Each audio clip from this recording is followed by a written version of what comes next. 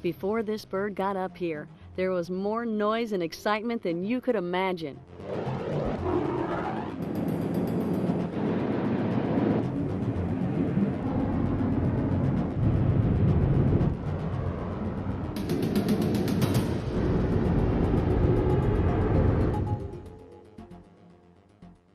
Since 1950, this complex of launch facilities has grown from a flat slab of concrete where Cape Canaveral's first rocket was fired in 1950 to the world's busiest spaceport. The place where mankind launched its first steps to the moon. The habitat surrounding the Cape Canaveral Spaceport, which is the geographical location that is home to Air Force, NASA, and Spaceport Florida Authority, has remained unchanged for thousands of years. The creatures that live here have seen this sparsely populated area evolve into the most flexible and sophisticated launch facility in the world. Back in the 1950s, there was no roadmap to get us where we are today. Facilities and procedures were changing and developing rapidly as the elaborate infrastructure needed to reliably launch missions into space developed. In the 1950s, most launch activity was for military tests and controlled by the U.S. Air Force.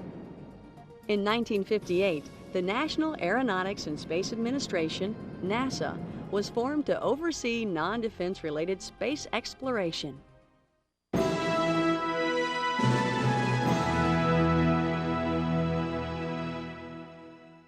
The Cape Canaveral Spaceport has the most sophisticated and reliable launch operations support in the world. Safety, reliability, flight hardware processing, and data handling are continuously evolving, not only to support the long list of current customers, but to ensure the best service possible for future spaceport customers.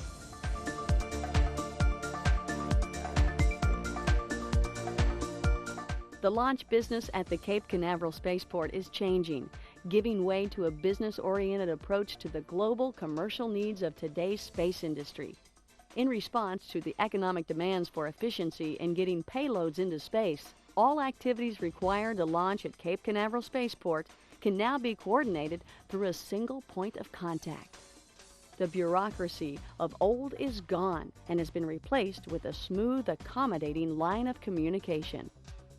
The Spaceport provides each project with a Spaceport manager who coordinates use of all launch facilities and resources. The Spaceport's Planning and Customer Service Office will be your first place to go and your one-stop shop to obtain the facilities and services you will need.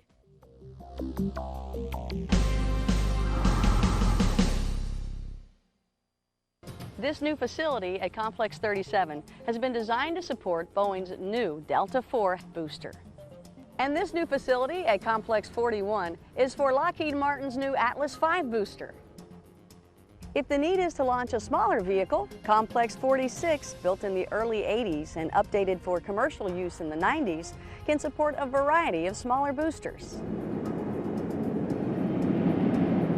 For customers with small microgravity experiments, the people of Spacehab know and can help with all the payload considerations and procedures necessary for flying missions on the Space Shuttle.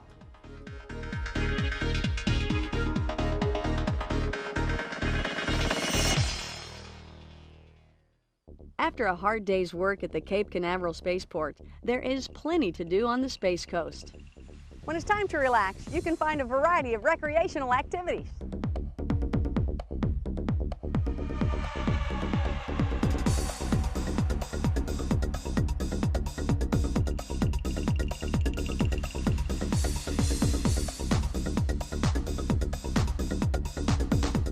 Comfortable hotels.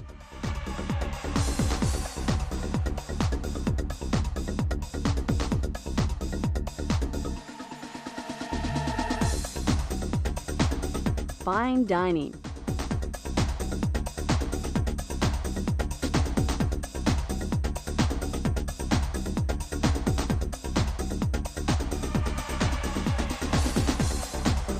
And an opportunity for quiet, peaceful moments away from the intensity of work.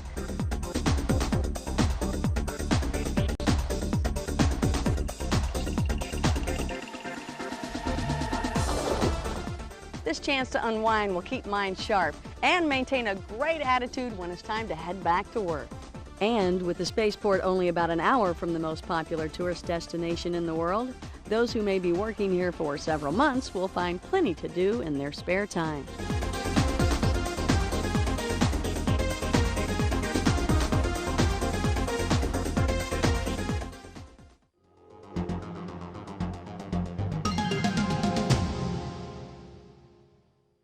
Experience counts. After all, this is rocket science.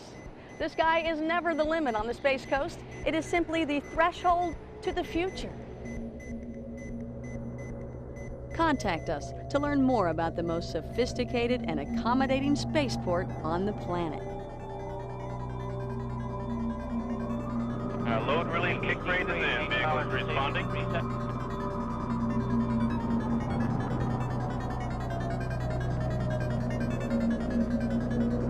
Vehicle's working its way through the liftoff transient. System's looking good. Approaching Mach 1.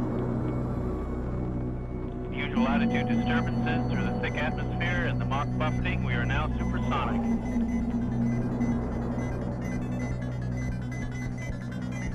Controls and reactions settling down a little bit as we are in the supersonic range. We're now approaching max Q.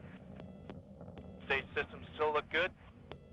And there it is. We passed max Q. Vehicle response is normal. Things are really settling down on the verniers. Solid motors are beginning to tail off. T plus 60 seconds.